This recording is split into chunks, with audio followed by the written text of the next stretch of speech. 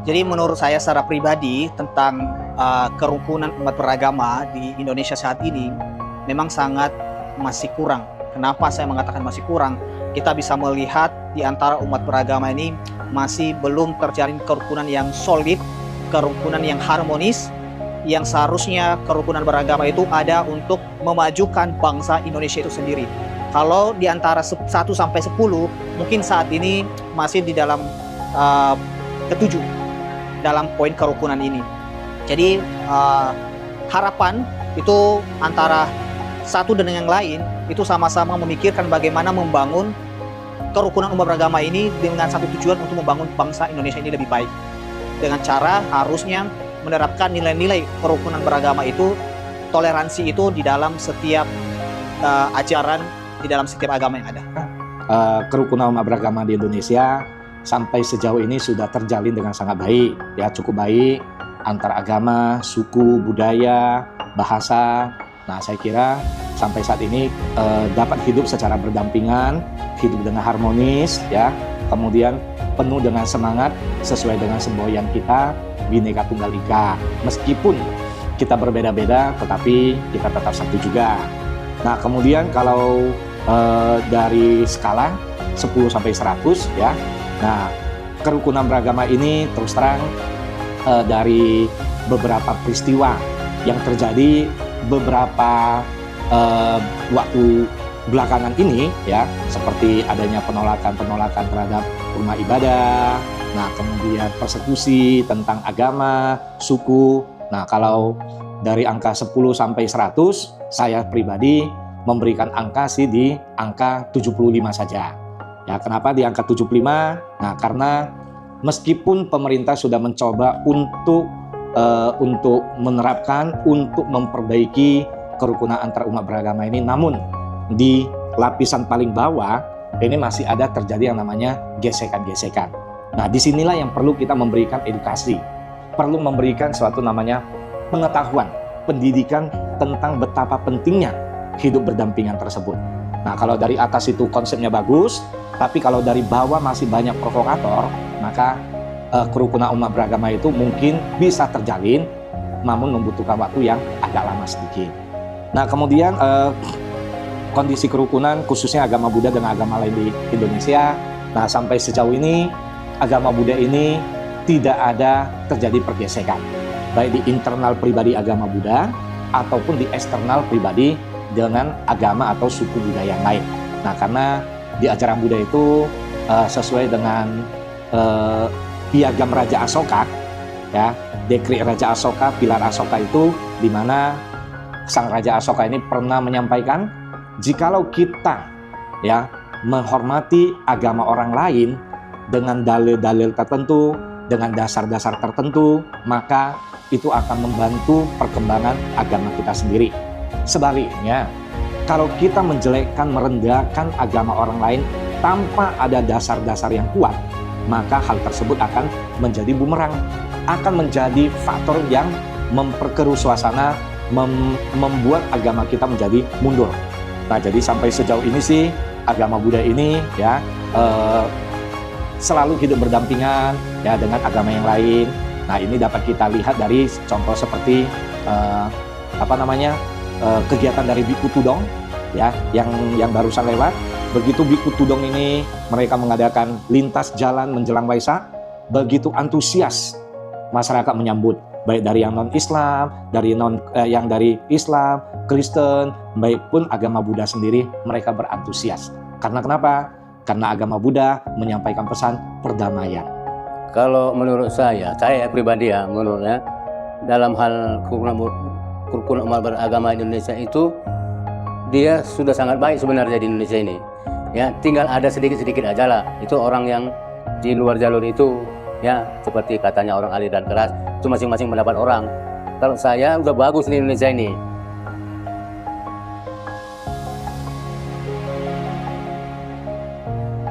Agama itu kan selalu kita lihat dari dua sisi keilahian dan sisi katakanlah keduniawian, sisi kemanusiaan. Jadi dua ini sebetulnya tidak bisa dipisahkan, dia terintegrasi. Dalam membicarakan semua topik berhubungan dengan agama, tidak bisa bertentangan dengan dua jalur tadi. Nah, kerukunan ini kita melihat dalam sisi keilahian dulu. Disinilah ada istilah keimanan. Nah, memang persekutuan sebagai orang Kristen itu kan sesuatu yang wajib. Tetapi kasih sayang Tuhan itu juga kan diperuntukkan buat orang lain. Inilah membuat bahwa nilai-nilai beriman itu seharusnya bisa dirasakan oleh orang lain. Nah, ini peluang kerukunan yang harus dibangun. Artinya, kalau saya mengklaim saya pengikut Tuhan, tentu nilai-nilai ketuhanan itu ada pada saya, itu saya bagikan ke orang lain. Maka saya tidak punya gap atau tembok tebal dengan orang yang berbeda dengan saya. Karena saya kan katakanlah sebagai wakil Tuhan, dalam artian menunjukkan, menyatakan apa yang saya dapat dari Tuhan yang saya percaya. Nah, jadi kerukunan itu satu kewajiban yang harus ditunaikan. Walaupun saya katakan tadi, tidak otomatis satu komunitas itu secara formal semua menjadi Kristen. Jadi tanggung jawab gereja menciptakan kerukunan itu wajib. Karena Tuhan menciptakan kita ini rukun. Diajarkan dalam agama Islam itu diajarkan saling hormat menghormati. Ya, yaitu di dalam Al-Qur'annya itu lakum dinukum waliyadin. Bagimu agamamu dan bagi saya agama saya. Artinya itu saling hormat menghormati urusan masing-masing.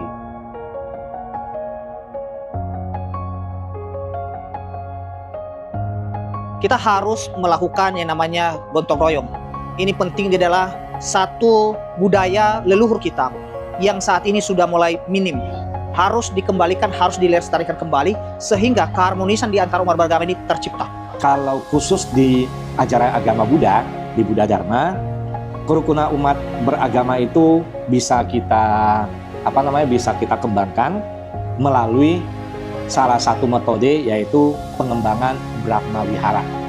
Brahma Wihara itu 4 sifat luhur yang sudah seyogianya, yang sudah seharusnya kita kembangkan. Nah, empat sifat luhur itu apa saja? Yang pertama itu adalah metta, cinta kasih. Cinta kasih ini artinya cinta kasih yang universal kepada semua makhluk, kepada semua etnis, kepada semua umat tanpa ada perbedaan. Kemudian yang kedua adalah dengan mengembangkan karuna. Karuna itu artinya belas kasihan. Ya, ketika kita melihat penderitaan orang lain, ketika kita melihat penderitaan makhluk lain, maka kita harus membantu, turut berempati dengan penderitaan makhluk lain. Dan yang ketiga itu adalah mudita. Mudita itu artinya adalah turut berbahagia dengan kebahagiaan yang dirasakan oleh orang lain atau makhluk lain. Begitu melihat makhluk lain berbahagia, begitu melihat tetangga kita berbahagia, begitu melihat orang lain berbahagia, maka kita juga turut bermudita cita, turut merasakan kebahagiaan, kegembiraan yang dirasakan oleh orang lain ataupun makhluk lain. Dan yang keempat itu adalah UPK. UPK itu artinya apa? Keseimbangan batin.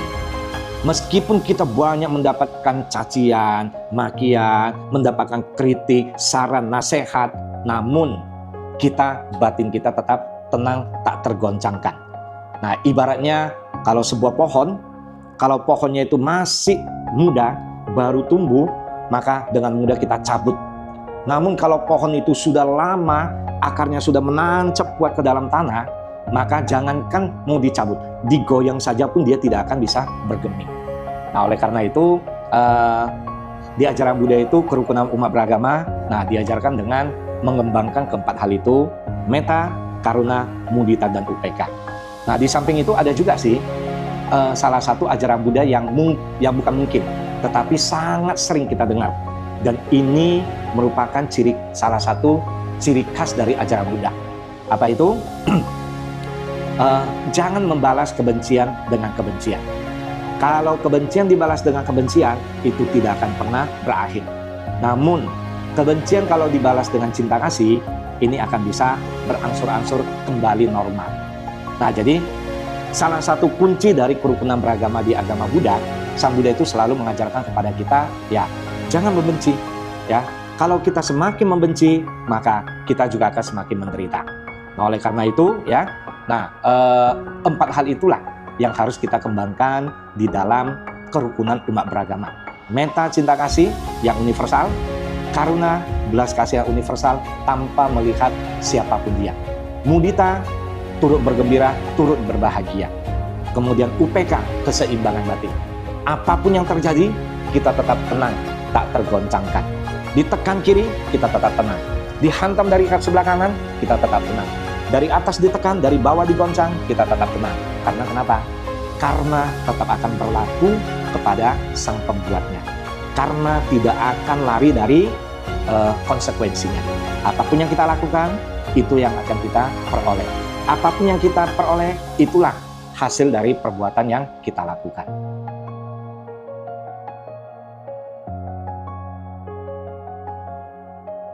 Kalau aku mengklaim dekat dengan Tuhanku, maka saya harus dekat dengan orang yang saya yakini Tuhan ciptakan.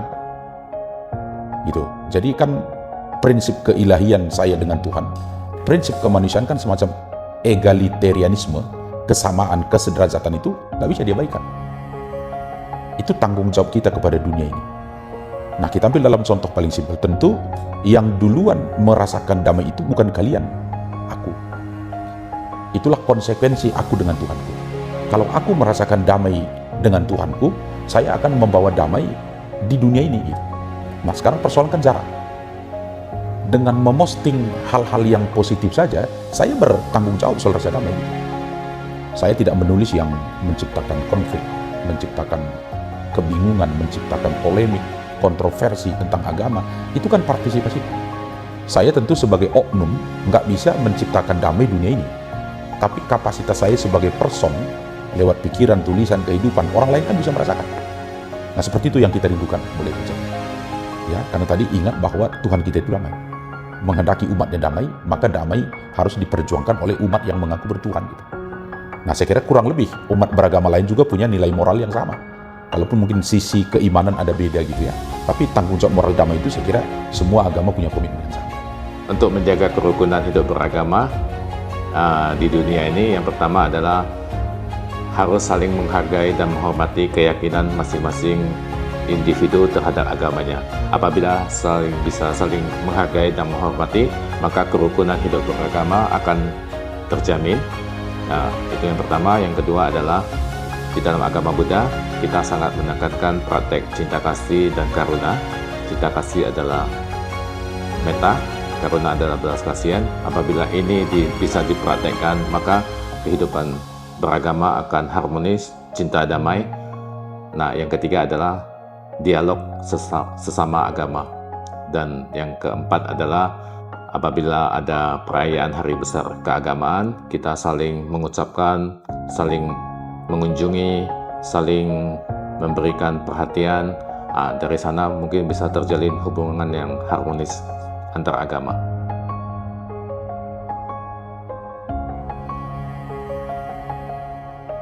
Harus membedakan pemerintah dengan pelaku pemerintahan. Karena pemerintah itu kan lahir dari komitmen, dari konsepsi, dari aturan, dari konstitusi, ideologi, apapun sebutan. Jadi pemerintah itu selalu baik. Ketika pemerintahan itu dijalankan oleh misalnya eksekutif, legislatif, dan yudikatif, mereka kan terpaksa menafsirkan kehidupan bernegara itu menurut realita. Di sini yang sering terjadi kesenjangan.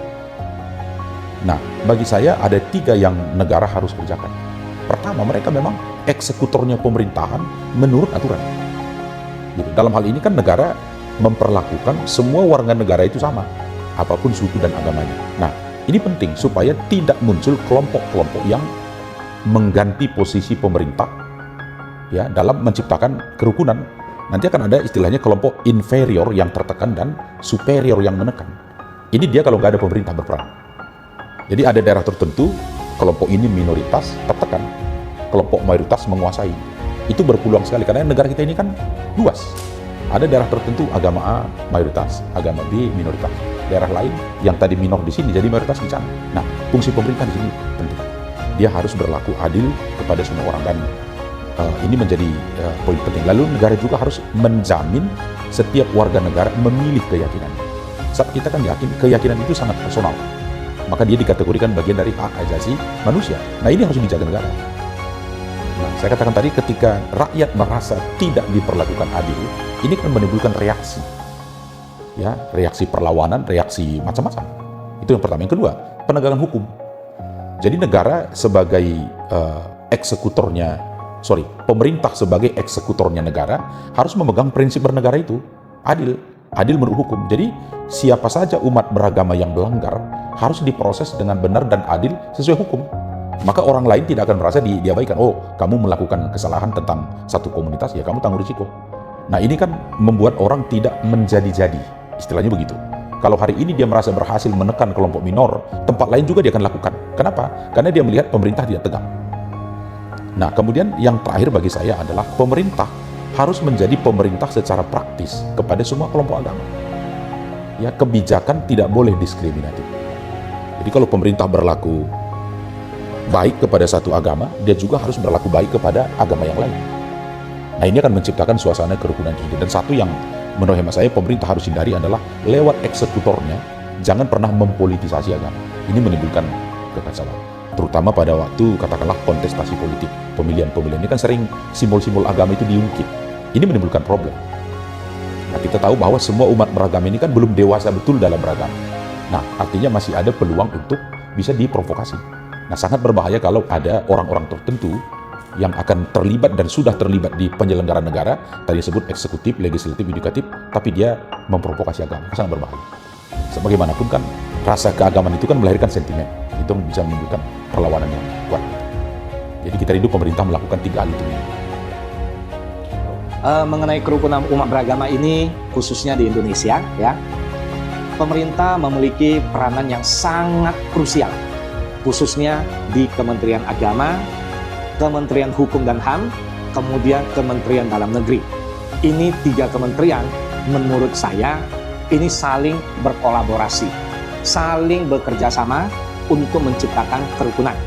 Kementerian Agama itu yang membawahin agama-agama yang ada di Indonesia ini, termasuk agama Islam, Kristen, Protestan, Kristen Katolik, Hindu, Buddha, dan aliran kepercayaan lainnya. Kementerian Agama melalui Menteri Agama inilah yang harus memberikan edukasi, yang harus memberikan tentang betapa perlunya kita hidup di dalam negara ini, di dalam bermasyarakat, berdampingan. Kemudian mengenai kerukunan dari Menteri HAM, ya, Hukum dan HAM, ini punya punya satu peranan yang penting di dalam menciptakan, membuat dan menerapkan undang-undang. Karena kalau tanpa peraturan yang keras, kalau tanpa adanya peraturan-aturan yang mengatur tentang kerukunan ini yang dikaitkan dengan pidana, nah mustahil kerukunan ini akan bisa tercapai. Seperti contoh, beberapa belakangan ini ya terjadi perusakan gereja, pembakaran wihara yang di Tanjung Balai, kemudian membubarkan ibadah. Nah, setelah diproses, ujung-ujungnya tidak dikenakan proses apapun juga. Tetap yang disalahkan juga adalah yang orang lain juga disalahkan. Nah, kemudian Kementerian Dalam Negeri, ya, ini juga punya peranan penting tentang mengenai perlunya pihak-pihak yang akan melakukan kegiatan-kegiatan keagamaan untuk berkoordinasi dengan kelurahan, kecamatan, ataupun dengan wali kota untuk menciptakan satu iklim kondisi kondusif yang kondusif. Nah, kemudian memang pemerintah dalam beberapa waktu ini sudah ada membuat satu aturan yang dinamakan trilogi kerukunan beragama. Trilogi kerukunan beragama itu apa? Yang pertama itu adalah intern umat beragama. Maksudnya kalau kita sebagai sesama agama Buddha, nah kita harus rukun. Kita ada Theravada, ada Mahayana, ada Tantrayana. Sesama ini kita harus rukun. Itu intern. Kemudian dengan external antar beragama. Agama Buddha dengan Kristen kita harus rukun, kerjasama. Buddha dengan Islam, Buddha dengan Hindu, Buddha dengan yang lain, kita harus saling kerjasama, saling support, saling mendukung. Nah, kemudian pemerintah dengan agama yang ada. Nah, jadi kalau kita mau melakukan satu kegiatan, sudah seharusnya, sudah seyogianya kita itu melaporkan, memberitahukan kepada kementerian yang terkait. Contoh, kita sebagai agama Buddha, kita mau mengadakan waisak besar-besaran, akbar di gedung, ya di selekta di mana-mana. Nah, kita harus melaporkan kepada Kementerian Agama. Nah, dalam hal ini Dirjen Bimas Buddha atau Pembimas Buddha tentang kegiatan kita. Sudah kita laporkan, ada suratnya, kita bawa ke kelurahan. Pak Lurah, kami mau melakukan kegiatan ini, tolong keluarkan surat. Surat dari Lurah sudah ada, dilaporkan kepada kepolisian. Nah, supaya kita dijaga, kita diamankan dari segala hal-hal yang tidak kita inginkan. Nah, jadi pemerintah ini sangat krusial. Ya, jadi kalau pemerintah tidak tegas terhadap segala bentuk-bentuk intimidasi, segala bentuk-bentuk yang ke arah negatif, pemerintah kalah, pemerintah lemah, maka kerukunan yang tercipta selama ini akan hancur berkeping-keping, tidak ada manfaatnya sama sekali.